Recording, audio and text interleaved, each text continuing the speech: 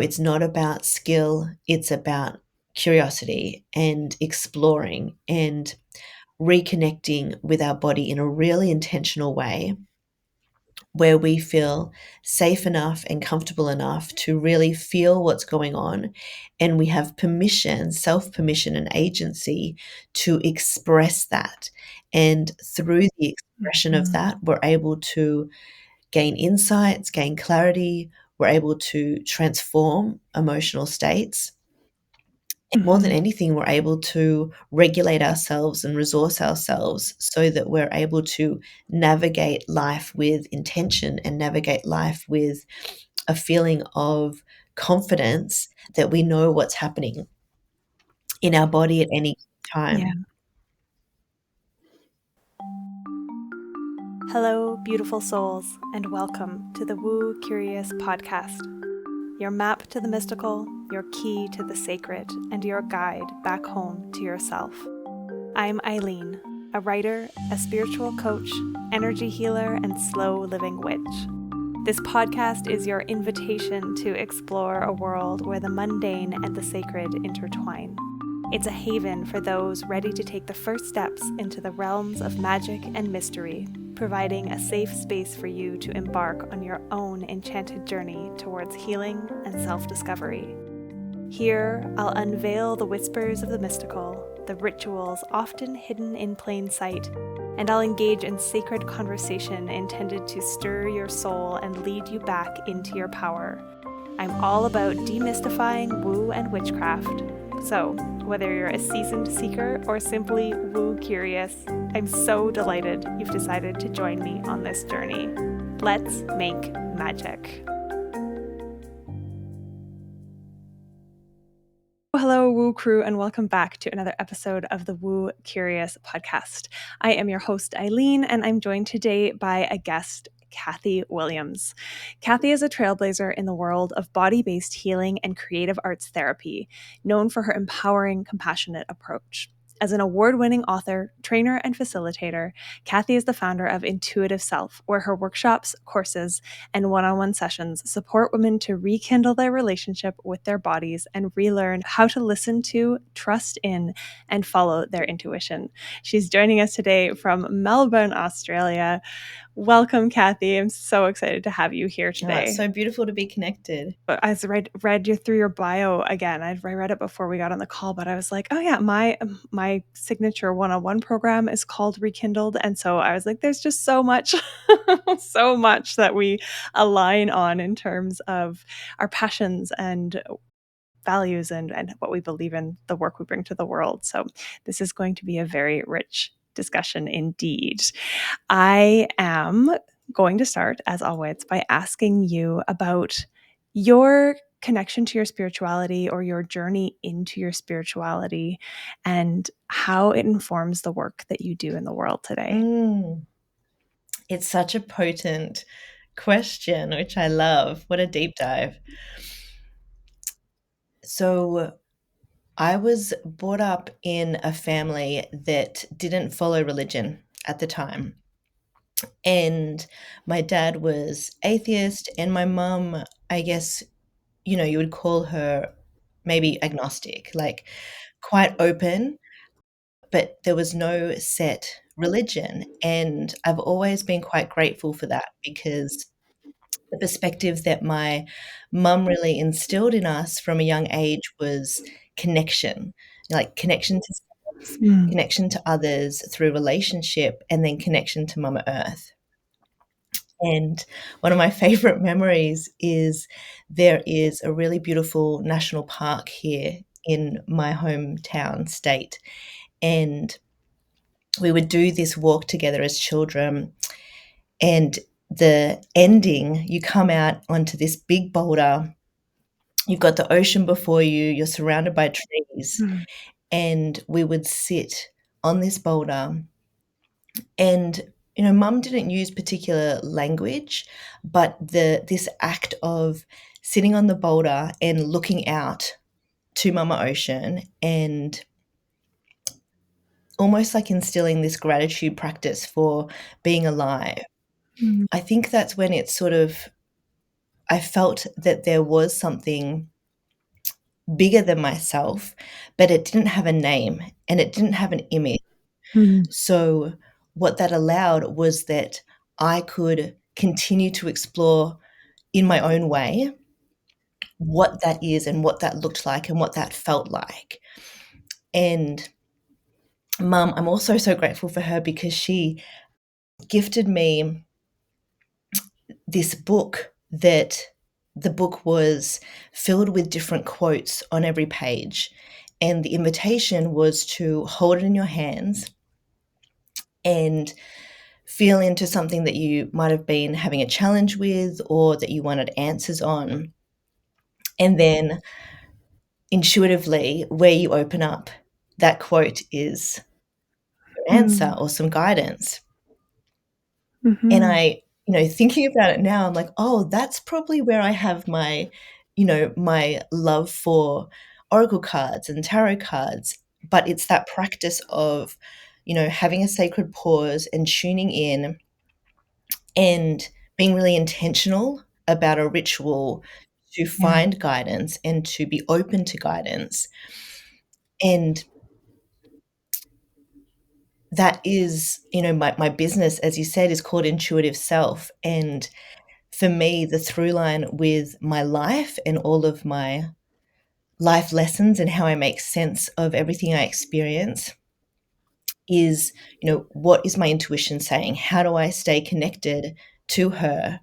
And for me, I've never really been able to, I guess, find concrete words for it, but there is a deep relationship between my intuition and how my intuition speaks to me through the body, through my mhm, psyche, with my creative arts therapy, what comes out onto the page. But I feel it's very much in a relationship with spirit and that mhm, that guidance where I know that I've got wisdom and resources within. I know that I'm provided for and protected in the unseen, but it's that trust with that internal mhm, compass, so to speak. mhm. That's beautiful. I love the way that this connection to something more and your intuition was without even being spoken explicitly in your childhood. It sounds like it was just kind of always there for you, which I think a lot of us don't get that, especially for people who were raised with a specific religion. It's that looking to the outside of us to find the answers. That's so often a through line of more organized religions. I'm really curious because your work is so tied to intuition and connecting with it, hearing it, listening to its wisdom. And that's something that a lot of women, especially, really struggle to do, whether it be to actually hear it or to trust and follow it. And in your own journey, were there times of your life where you lost that connection, or is that something you've just always had? Yes. Well, I think the reason why I know that this is my purpose and my mission is because even though from a young age I have felt that really strong sense of self and I felt that connection even though I didn't have the languaging around intuition at the time,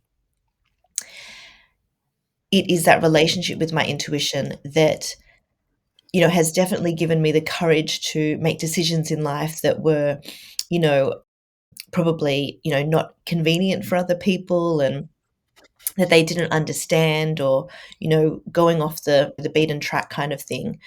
But I also live in a Western society where we're very much women are encouraged, and I was listening to your solo episode on Divine Feminine, and I love what you said about, we're actually not encouraged to listen to our intuition. The mind is put on this pedestal, and we go straight to skipping over the feelings and going straight to overanalyzing. And my Mhm, work for over a decade was in humanitarian work as a community development officer. And in that field of community work on the ground, and I was very much in a overproductive doing, keeping myself so busy because I and this is something I didn't realize until much later with hindsight, but I had developed these coping mechanisms where I also didn't feel safe enough in my body to allow myself to feel. There was a fear that I would go Mm-hmm. into a collapse state or a Mm-hmm. not be able to function, and not be able Mm-hmm. to show up for work or show up for my relationships or whatever it was. And I actually, after 6 years of working overseas, returned to Melbourne incredibly burnt out and with a really strong feeling of helplessness, and like I didn't know how I would be able to sustain myself in this field. And I mean, that's when I beautifully movement therapy and expressive arts therapy and was able to do those processes for my own healing. But it was in this curious inquiry of being with self through these therapeutic modalities that I realized and recognized that I had disconnected from my body. I had, not consciously, but I had almost actively dissociated from my body, lived entirely in my mind. And I made decisions in my life where, looking back on it now, I can see the moments and I can remember the moments where my intuition was very present, whether Mm-hmm. that was my eyes flinting to a particular person in the room, or whether that was me having that gut pull feeling Mm-hmm. or the tingles at the back of my neck. Like there were signals, and there were Yeah. signals through my body that were trying to get my attention. And I allowed my mind to override them and Mm-hmm. say to myself, "Oh no, you're just being silly. Mm-hmm. Oh no, like give them the benefit of the doubt." Mm-hmm. Different ways that I felt my intuition, overrode my intuition, and then ended up fracturing my relationship with her because I went against what I sensed and I went against what I know.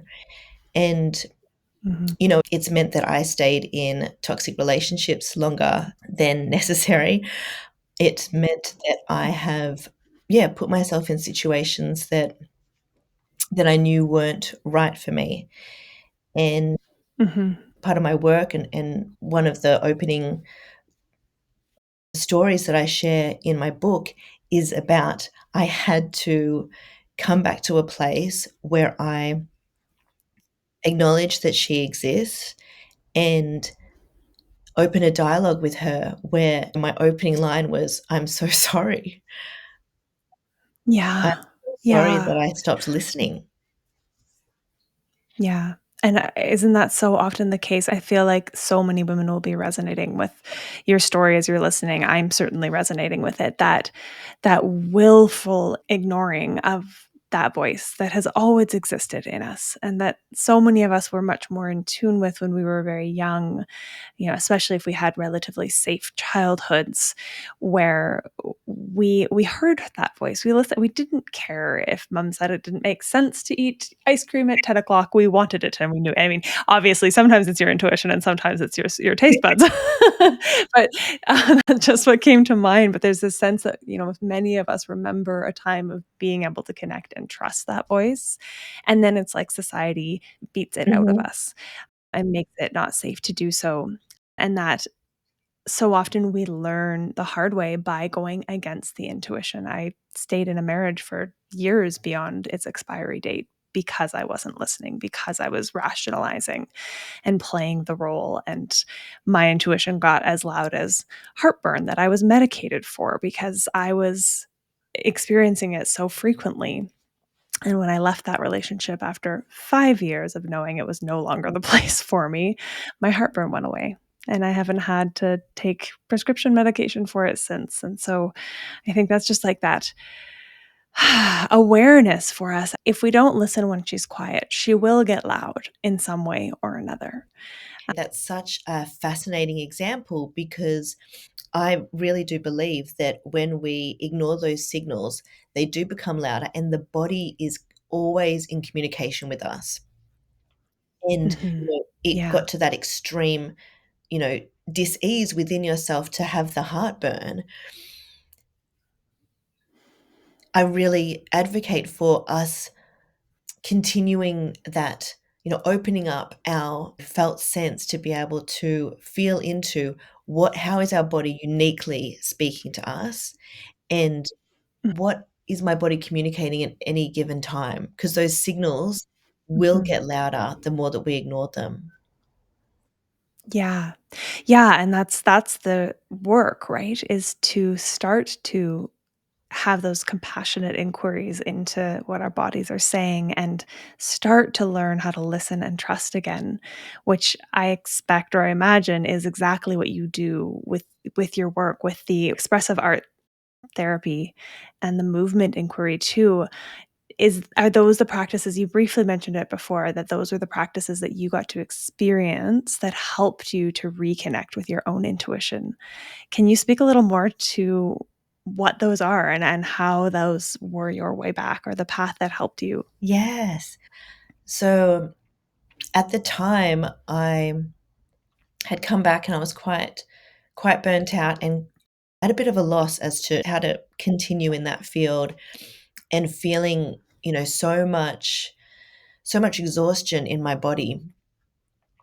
Mm. And I was invited to a women's circle of sorts, and the facilitator had just done her dance movement therapy in America, and she created this space where, we didn't have to talk or name or get into the story of what we felt was happening within us, but rather we were really encouraged and given permission to feel everything that was within in that current season of our life and Mhm. express it in the room. So, there was like she was playing a djembe drum in the middle. We had people rolling about on the floor. We had people stomping over there. Like it was so beautifully permission giving for whatever wanted to Mhm. come through in the movement, come through in the expression. And then she, after a time, invited us to then gently come to a place of stillness, but continue the exploration out onto big butcher's paper that she had out with pastels and different creative goodies. And I just went up to her afterwards because I'd had such a cathartic release. And I Hmm. was like, "What is this? What is this? How do I learn more?" So I originally probably went into it, now that I think about it, for myself and for my own healing and to Yeah. gain some clarity over how I was feeling. But then it turned into, oh, like this works. Like these modalities are strong and they're so reconnective. And I loved that they were non-interpretive. So Mhm. I didn't have someone sort of telling me how I felt or what to do, but the messages and the resources were coming from within. They were coming out through the body, through the movement. They were coming out onto the page in my own words and my own drawings. And many, many years later, after I had done various studies and various mentorships, then started weaving it into my community work.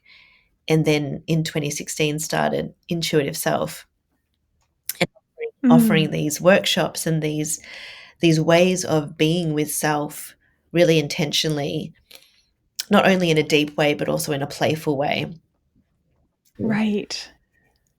Yeah, yeah, that's what I keep hearing as you're speaking about it is this not only a path to connect in underneath the mental clutter, the noise, and get into the more embodied and subconscious parts of our being, but also that it's so playful and obviously joyful too, or not always. You're probably expressing grief and things too, but there is this sense of like it gets to be fun, it gets to be playful, it gets to be what it is without any kind of rigid boundaries or definition around it. And I think play is something that is so limited in our adult lives and so, so necessary.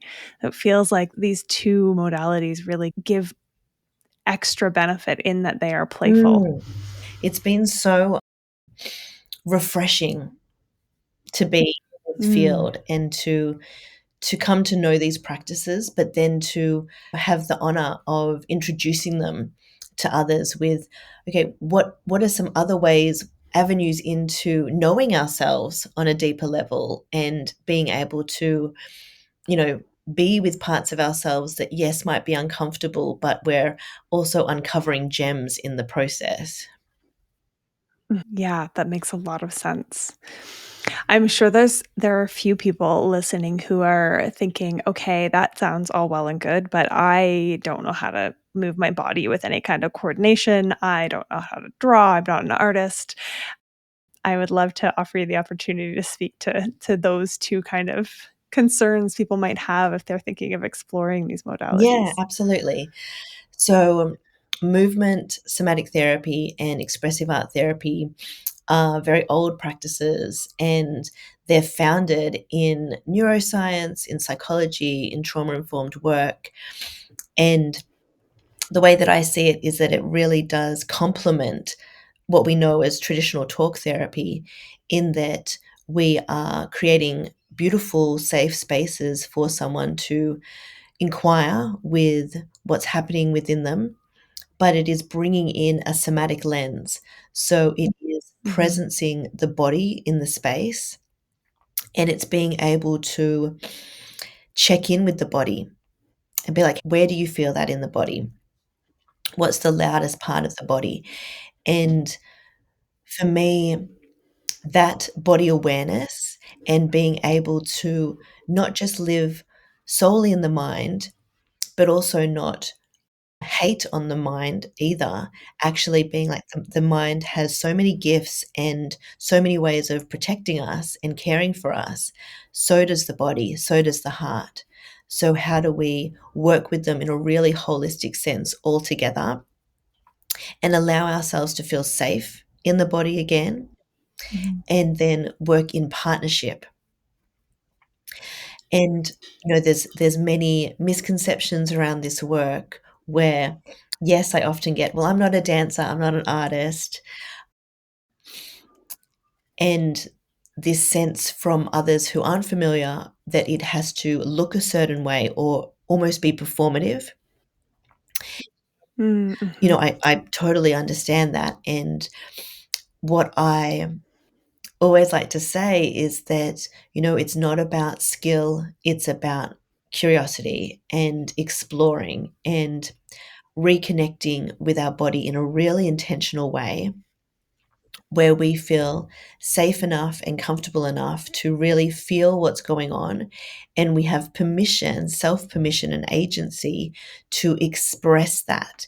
And through the expression of Mhm. that, we're able to gain insights, gain clarity, we're able to transform emotional states. More than Mhm. anything, we're able to regulate ourselves and resource ourselves so that we're able to navigate life with intention and navigate life with a feeling of confidence that we know what's happening in our body at any Yeah. time.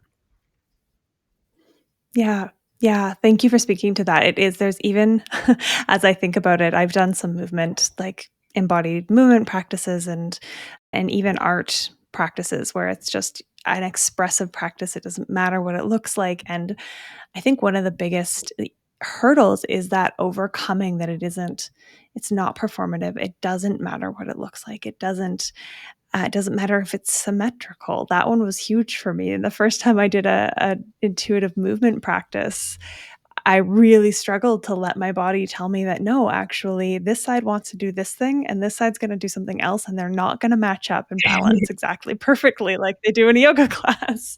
And so I think that there's just something so liberatory for us in being able to engage in practices like this that allow us to take down the really straight and narrow rules that we so often have crammed ourselves into to live by. Mm.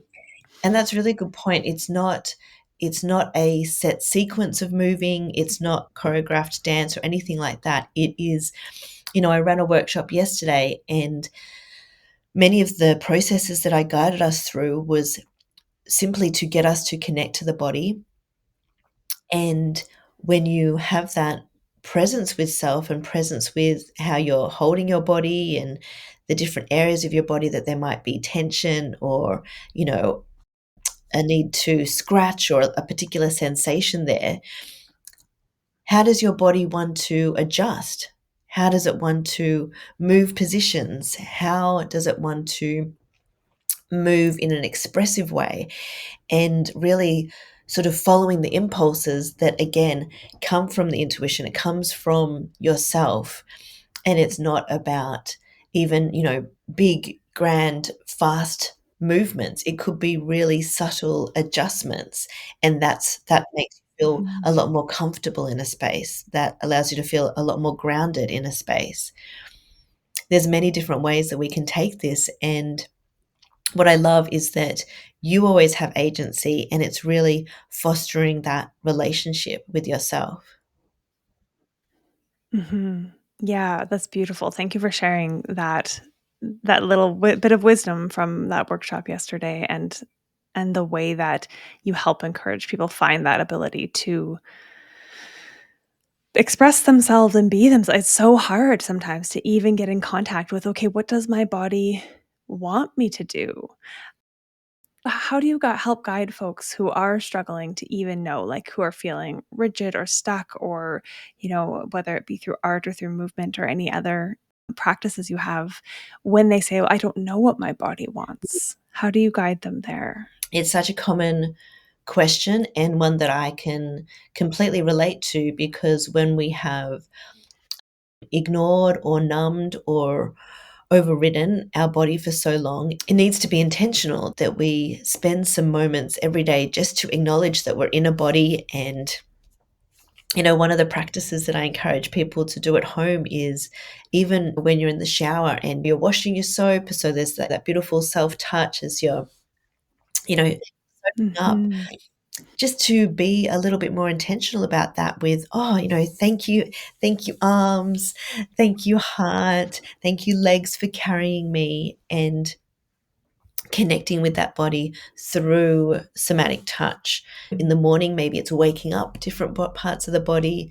Maybe it's just simply acknowledging that, we're giving attention to ourselves in that way.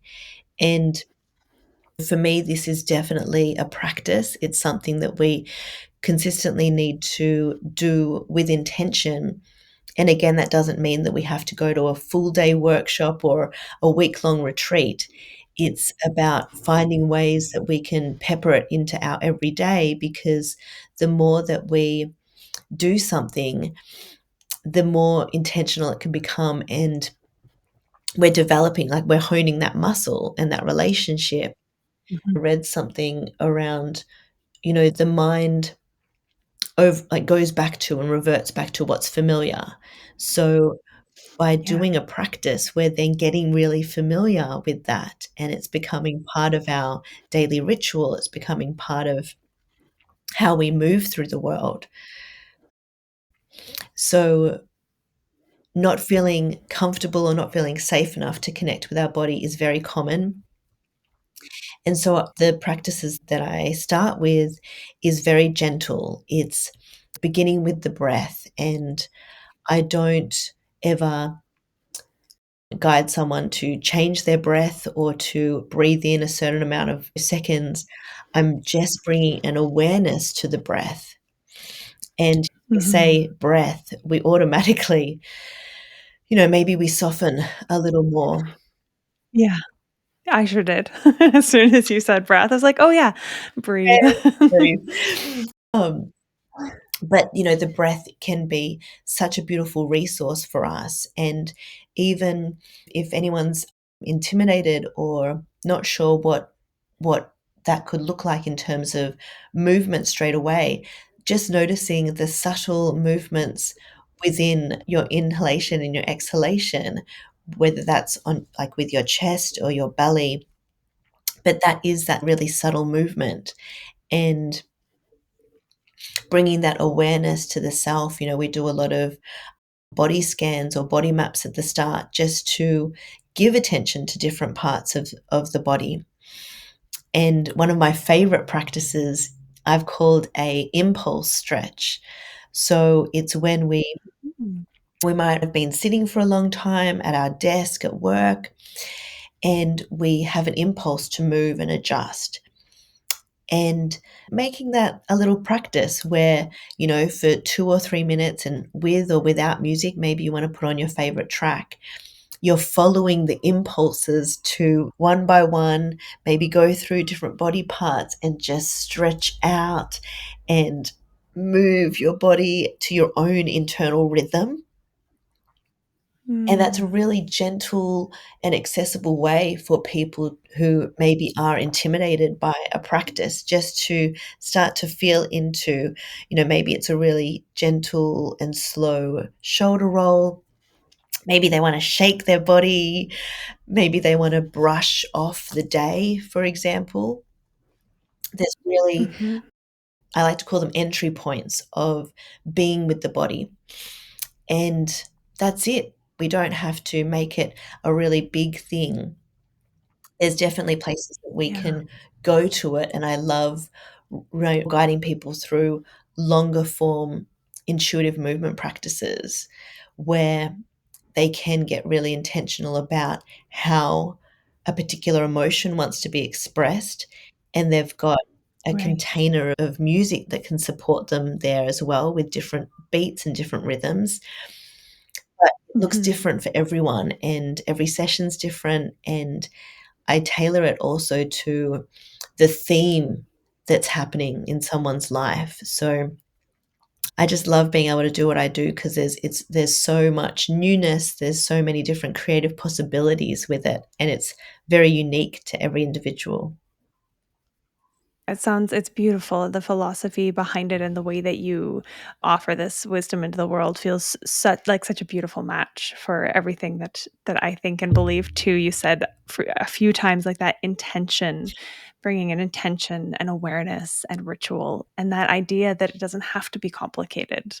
As you were moving and stretching, I was like, "Oh yes, I'm gonna I need some of that too in my life." It's thinking about where to weave these little practices into your day to day.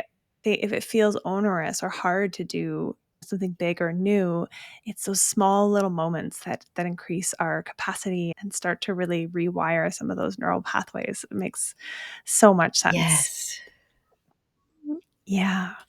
So, for anybody who is curious about going deeper into this work to experience a little bit of what you do, what you offer, I know you have a book, I know you have ways of working with you individually. Can you share a little bit more about all of that with us? Yeah. So I really welcome anyone who's connected with this concept or this philosophy to be in touch. My website is intuitiveself.com.au, and there's lots of free resources on there to get people started. My book, Body Wisdom: A Guide to Connecting with Your Intuitive Self, is also on there. Mm. And it's a really colorful, vibrant collection of my stories and then invitations for people to connect again with their body and to start to creatively self discover through different practices. Lovely. And of course, there will be links to all of that below in the show notes. Is there anything else, any last words of wisdom or anything that you want to share or leave our listeners with before we wrap up today? I would love to invite people to remain curious and to, even what's come to mind is to create a little ritual where you are in your own way connecting with your intuition, whether that is, you know, having a moment when you're having your cup of tea where you're just maybe having a little dialogue with her. Maybe it is following a process where you can just get curious and start to imagine, what would she look like right now? What form or shape would she Mm. take? And yeah, connecting with your body with intention today, what would that look like? Lovely. Thank you so much. Thank you for sharing all your beautiful wisdom with us today, for being my guest here. It's been such a pleasure to have you.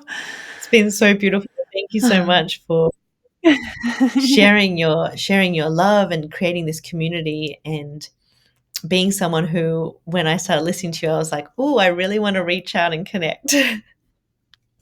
Yay. Thank you. Thank you for sharing that too. It always feels good to receive.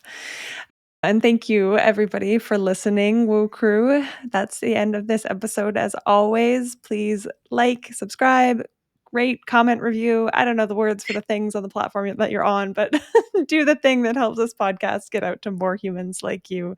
I will be back here this time next week. Bye for now.